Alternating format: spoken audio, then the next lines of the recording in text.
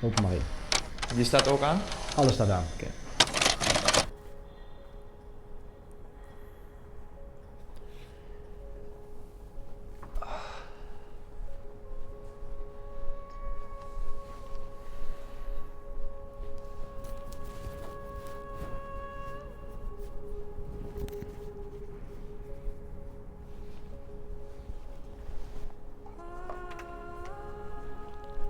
Nice. Les chemins de la vie.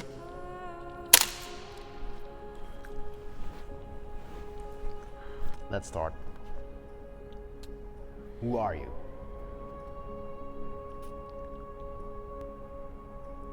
I'm Jasper. I would start with a proud son of a Belgian mother and a Dutch father. So carry both nationalities. I would describe myself as someone passionate, driven, courageous, someone loving and caring. Of course, football is also has been a big part of my life, and still. I think it saved me from going into the wrong directions in life, from being with the wrong people. So yeah, it's a big part of me, and still, and it helped me to find who I am, and still it helped me to clear my mind and manage my emotions, I guess. So yeah, that.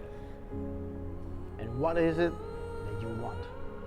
I want to live my life in the best way possible, get everything out of my life, be true to myself. I guess achieve the things that I want, the external things, but mostly being true to myself, which means just get everything out of every day, because you don't know if there will be another day tomorrow. I want to learn every day. I want to work towards something every day, have a goal, have a purpose, help people.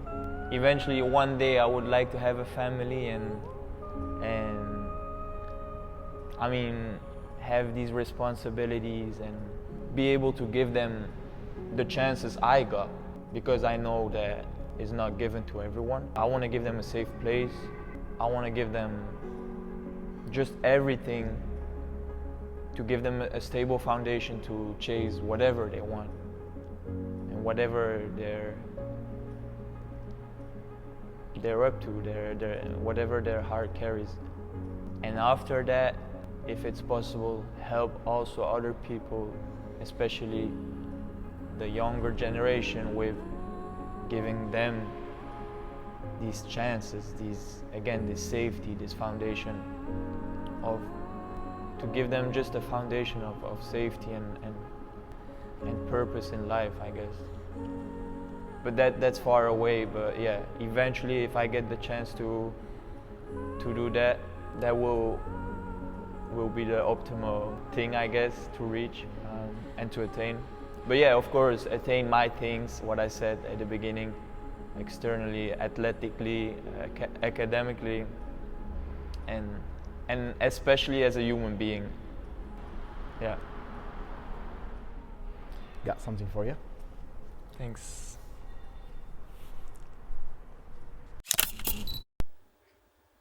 Jasper zijn eerste stapjes.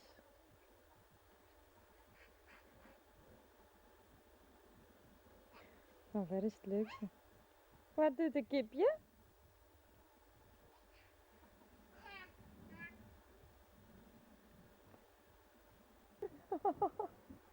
Jasper, oppassen, oppassen, oppassen.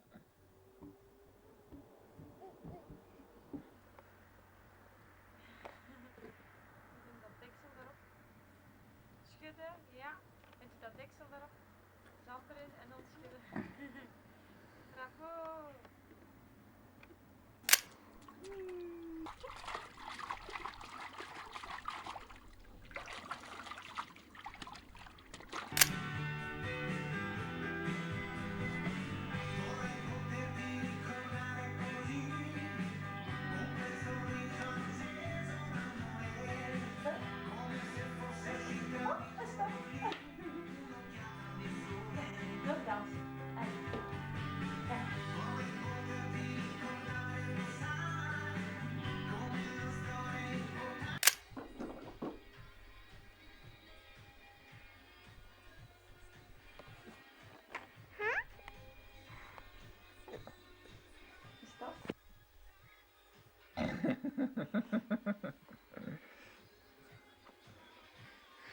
weet niet wat het is. Ja, je moet er overal aan zitten. Hè. Thank you. Could you tell me, where did it all start? I guess it started with my parents.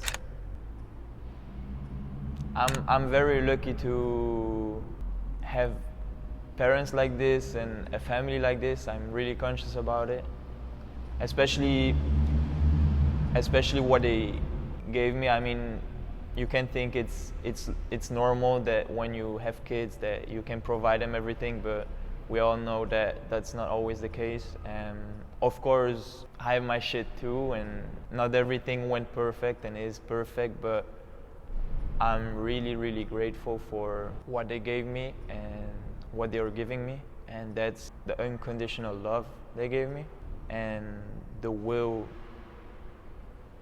of always trying to do their best for me, for what I wanted to pursue. And still today, even though I'm not always that close with them distance-wise, they will always support me and they will always be there to give what they have. Without my parents and without my family, I wouldn't be here, and it's not that I achieved enormous things. I didn't even get started yet, I guess. But I wouldn't be here and I wouldn't be able to chase the things I've been chasing and the things I want to chase. And again, I'm very conscious about that. So without them, I would be on a total different path. And football-wise, it started all when I was 6. My dad put me on football because probably I had too much energy, and he thought it was a good idea. I started at a club, a French club, VIE. Played actually the major part of my football education there, and switched clubs after that. But the most important step was to another academy when I was 17, RWDM, still playing at the highest level today.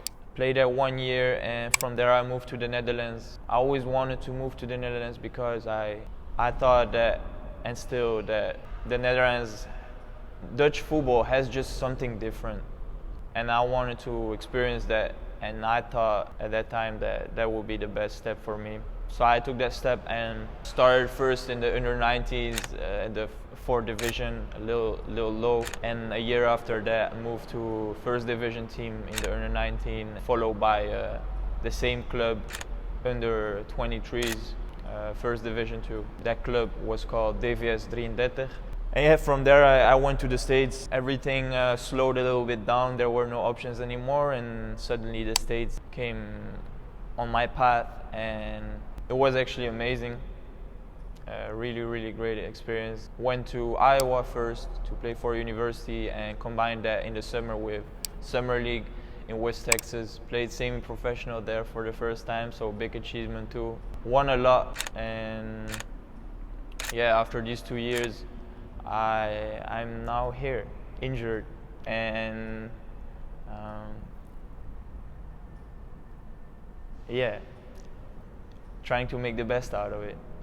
Always combined school with my sport because it was at some point choice of school or work, but I always chose for school. So also in the States, I got my bachelor.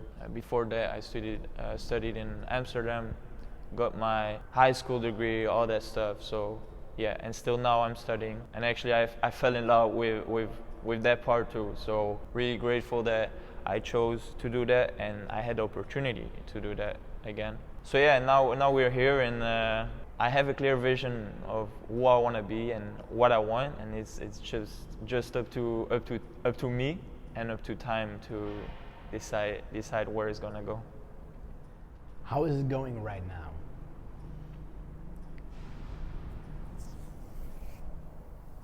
As I said a bit before, I'm injured right now, so Honestly, like how I feel right now, I feel stuck.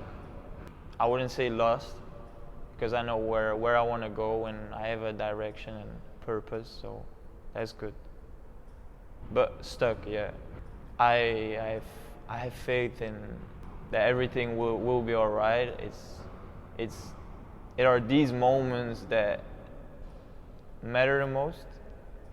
I've learned before, and that's what I really focus on. It's, I would say, hectic, going from place to place, staying in hostels, not really having a home, trying to make the best out of it, trying to keep the routines, always looking for solutions, which honestly I'm really grateful for that too. I mean, it's a hectic thing, but I kind of fell in love with it too, like being always in, how do you say that, in an open space, I guess. It shouldn't last too much time, but I think if it's just a phase in life, it makes you stronger, and that's what it is for me. So I don't really fight into it, against it. I just go with the storm because I know it's not gonna last forever. So that also helps me to get the positive out of it. I mean, I said I felt stuck because it's one of these injuries that just keeps coming back, and it's like you don't have, or you rarely have a feeling of control, which makes it a complicated thing. But this also, I'm sure it will be all right in a bit, and I use this time to get stronger in other points of a football perspective, but also just as a human being. Why this documentary? Firstly, I would say because it has always been one of my life goals to make a documentary. So we could stop there, but why? For myself, to prove myself, but especially to prove others wrong. And I don't know if that's good, but it drives me. I'm also conscious that I'm in a place in my life where I haven't seen nothing about real life by any means. Like I'm 23, so I mean, I'm still a young guy, man. Life has to begin. Like life didn't even start. So I'm really conscious about that, and I want to have this to look back at when I'm all at the top, when I achieved everything I want to achieve, to look back at that. Hey, I also trusted myself, and I also believed in myself when I was nothing by any means, when I had nothing, when I didn't achieve the things I wanted to achieve. I think at first I didn't give myself the permission to believe in myself at this point and make this documentary, because I was waiting to first achieve a certain thing to give myself the permission to make a documentary, something I wanted to make, something that makes me happy, fulfilled. And then my perspective switched. I think these moments where you have nothing are the most beautiful moments, because you have nothing and you believe and there is hope and all that stuff. That's what makes it extremely beautiful.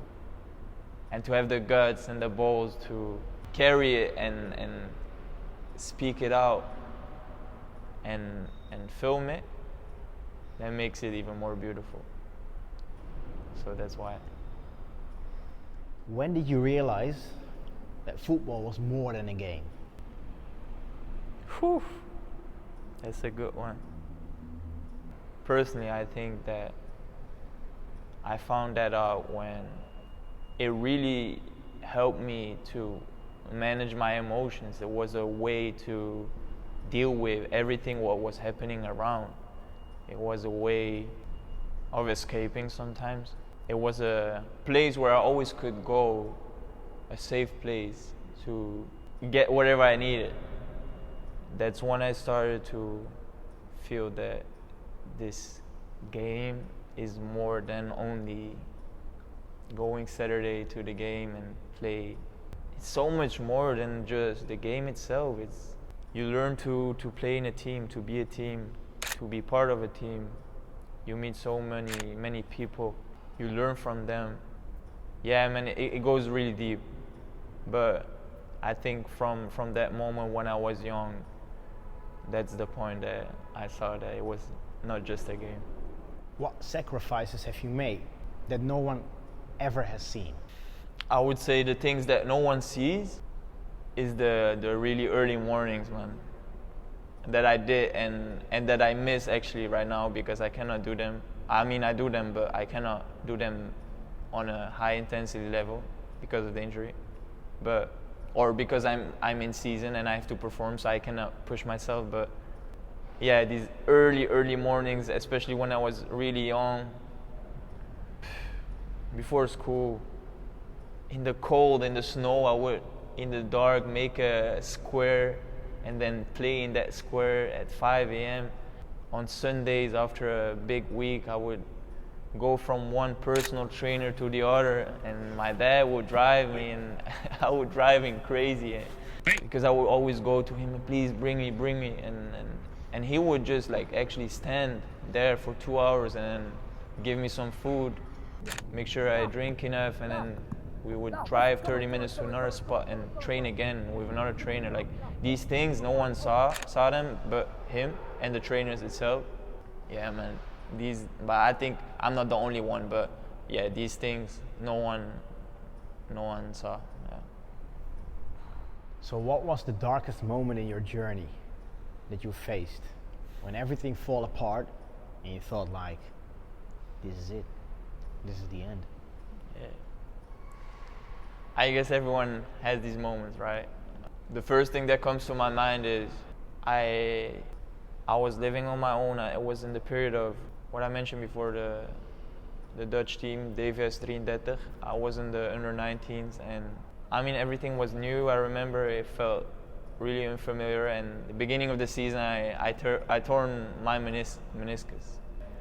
That went far because first I want to recover myself, and you know how it goes. It's especially when you're not at the pro level, like treatment and stuff, it takes time, and eventually I got a surgery. And I remember having a conversation with my best friend Ryan, and I remember telling him, I'm not gonna give up, but this is really a fucking low point, man. This is like, it feels like, yeah, might as well stop right now, like go home and go do a 9 to 5, man.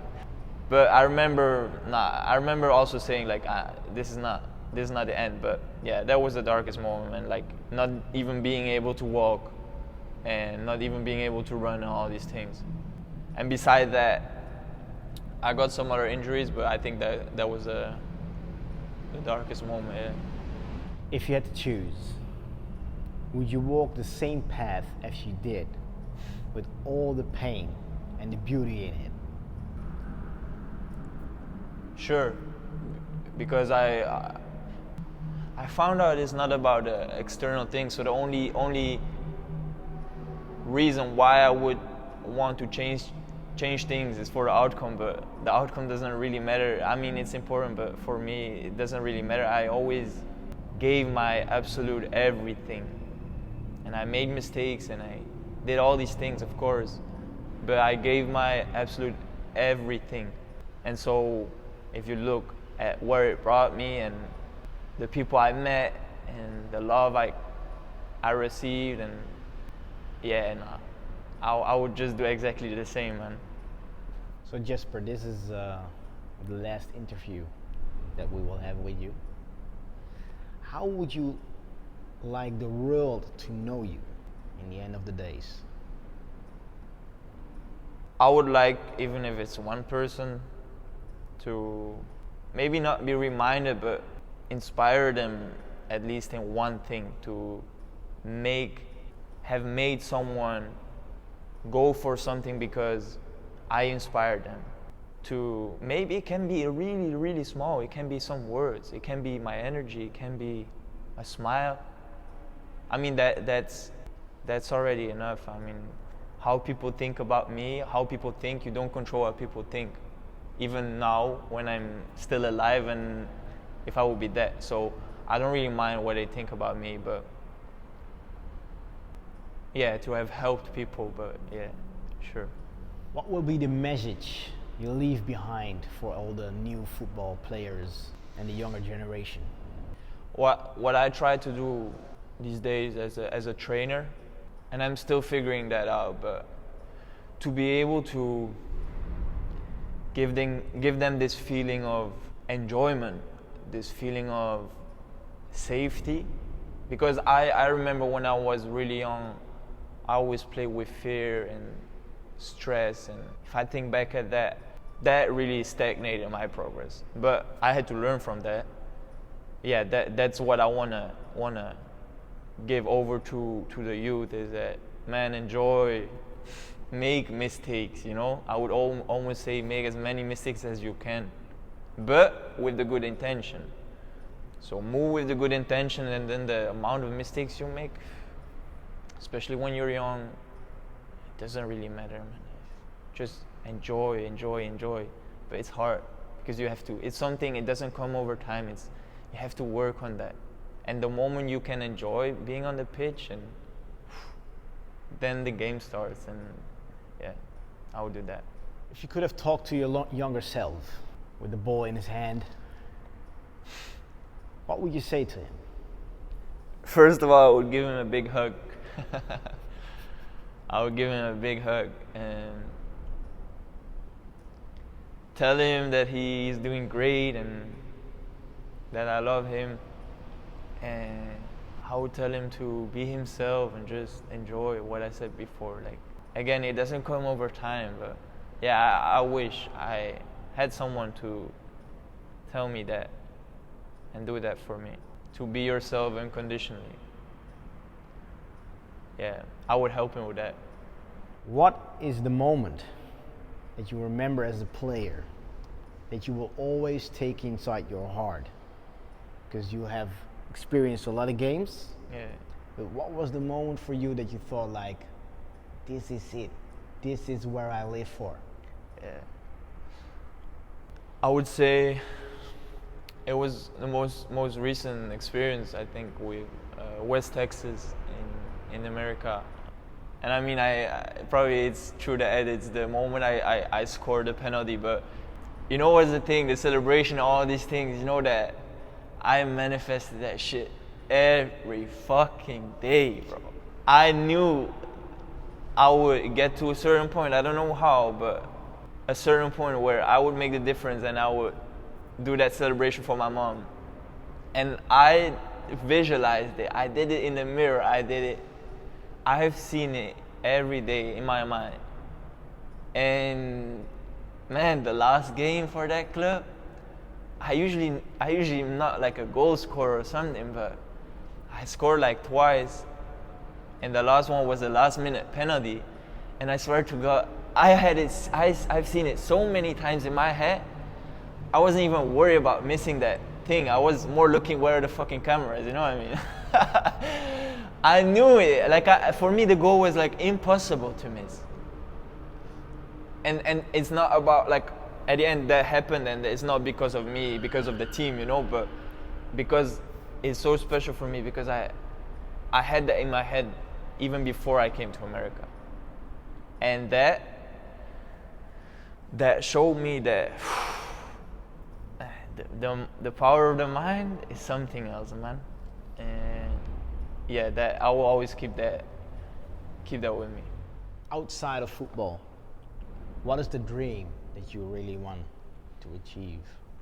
I mean, the external things, like outside of football, is get my own business. I have that business already, but like develop it as a personal trainer of top athletes and guide them for the mental part and nutrition part, recovery, football training, strength training, the whole package. That's my goal. But eventually, like besides football, like what I said also is like, for a long time I didn't write it down, but I always had in my mind, it's just to start a family and like be stable and provide chances to, if I may have kids, to my kids that maybe I didn't have, but I think I got a lot of chances, and everything I got is pretty good foundation. But and then help other people in the world, because there's so much to do in the world. I don't know if that's egoistic to think about yourself first, but I think also like you have to have your shit done before you can help someone else. You know, in the planes too, they say before you help your child, when there's a crash, put your own mask first. I mean, it's the same thing. So, yeah, man, and provide help. I've said it too many times, I think, but yeah, just make the world a little bit more beautiful. And when I leave this earth, I want to just have left a little bit more of love in the world, I would say. Yeah. Last question. If these were your last words for the world, what do you want them to remember? To remember, I don't know, but to take with them, I would say, be yourself unconditionally and get what you're supposed to get in life. Don't settle for the average things. Don't settle for the minimum.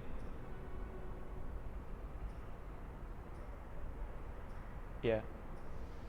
That was a good one.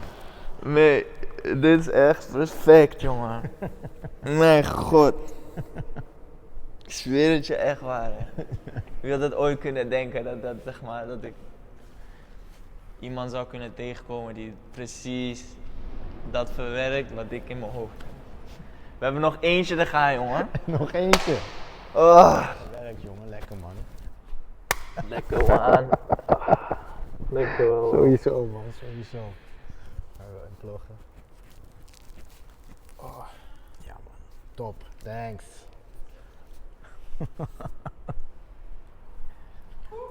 Perfect.